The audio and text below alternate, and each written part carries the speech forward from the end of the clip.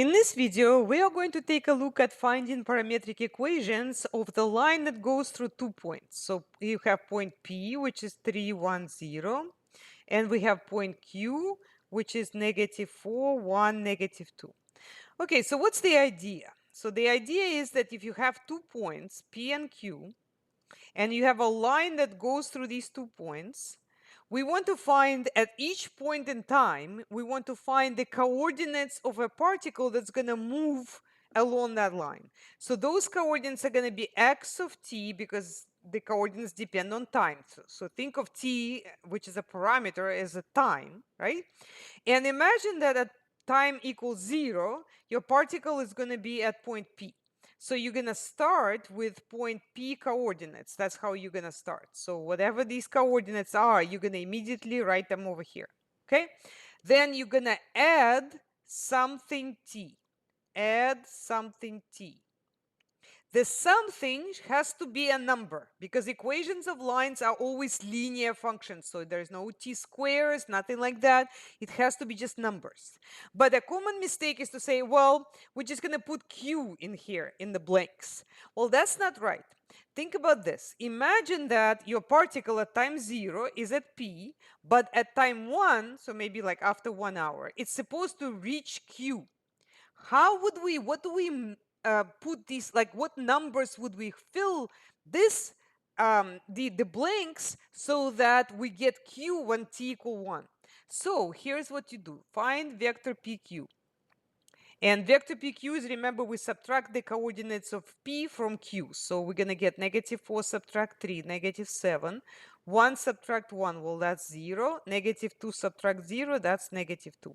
And what these are, whatever we just found at pq, the components, they go into these blanks. Okay, so the components of pq will go in these blanks. Now, check it out. If t equals 0, you're supposed to get 3, 1, 0, so point P. If t equal 1, well, what do you get? 3 minus 7, that's -4, so that matches.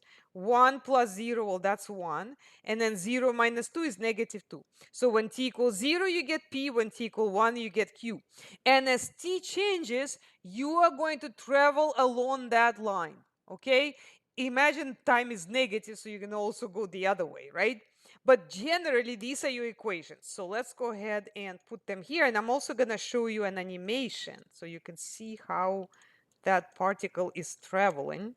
And I will be able to actually check my work. So this is, I think, what I got. But let's check this out. So let's see if we can add some points to the graph. So point, first we're going to add 3, 1, and 0. And let's make it red. Then we're also going to add another point. That one is going to be -4, 1, -2. Okay, let's make it maybe blue.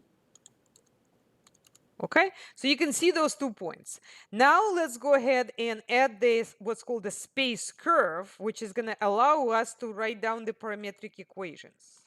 So I think that that's what they are. At least I hope that's right. Okay, as you can see, the line goes through the two points, okay? So when t equals 0, right? When t equals 0, it's going to be where? Well, I guess I can, okay, hold on. I don't need those vectors. I just want a trace point. That's all I want. So as we going towards t equals 0, now it changes the, okay. But you can see, right? Like if I'm moving over here as t equals 0, reaches 0, and then at t equal 1, it's going to reach the other point, right? So did I convince you? So you can also animate it, but it's going to start at -10. So I don't know. I'm not sure when. Oh, there you go.